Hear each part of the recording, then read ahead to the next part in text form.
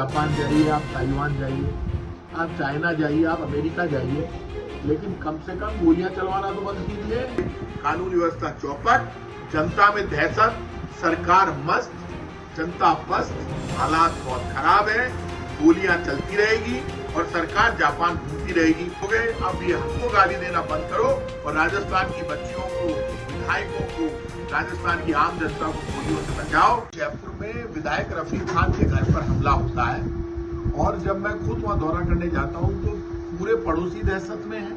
Main बनी park में पड़ोस में रहने वाले सब लोग दहशत में, उनका परिवार पूरा दहशत में, विधायक सुरक्षित नहीं है और विधायकों की जो सरकार सुरक्षा नहीं कर सकती। अब हालात ऐसे हैं कि हाईवे किंग रेस्टोरेंट, जो मानवा हाईवे किंग रेस्टोरेंट है, जो हाईवेज पर है और वहां पर खुलेआम में 30 राउंड गोलियां चलती है। ये गोलियां कौन चला रहा है? कहां है सरकार?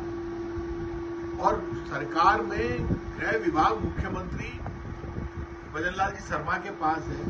भजनलाल जी शर्मा, मैं देख रहा था टीवी पे, जापान चले गए, अजमेर में बाढ़ आ गई, पूरे राजस्थान की सड़क पर खड्डे हो रहे हैं, विधायक के रफीक खान के घर पर हमला होता है।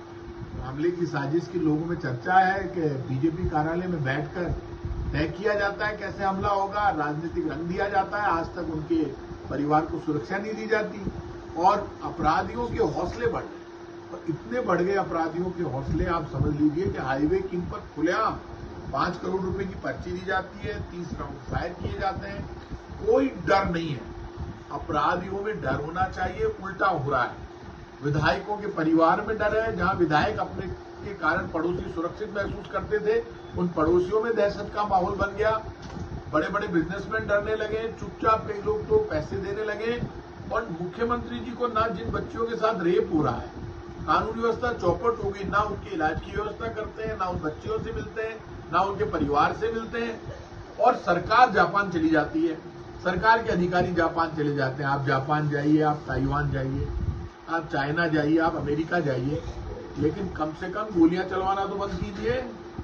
सरकार को इतना आशीर्वाद मिल गया, सरकार का इतना आशीर्वाद मिल गया अपराधियों को कि अपराधियों में दहशत खत्म हो गई। जैसे ही बीजेपी का राज आया, रेप करने वाले खुलेआम रेप कर रहे हैं, एक दिन में 6-6 बच्चियों से रेप कर रहे हैं, बच्चों के इलाज की व्यवस्था नहीं होती, खुलेआम अपराधी गोलियां चला रहे हैं, खुलेआम पैसे मांग रहे हैं, विधायक के घर पर हमला होता है और उस हमले को ही पूरी घटना को दबा दिया जाता है। जो लोग गिरफ्तार करके सच्चाई सामने आए, आज हाईवे किंग पर गोली चली है, वहां मर जाता है या विधायक के परिवार में किसी के गोली लग जाए, उसके बाद आप विधायक को सुरक्षा देंगे या बिजनेसमैन को सुरक्षा देंगे? सरकार की जिम्मेदारी है।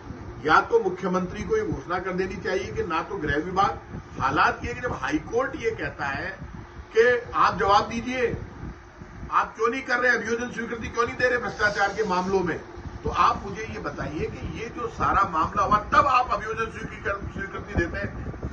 सरकार का एक ही काम रह गया कि यदि कहीं भ्रष्टाचार का मामला पुराना है, अभियोजन स्वीकृति मत दो, उससे पैसे ले लो।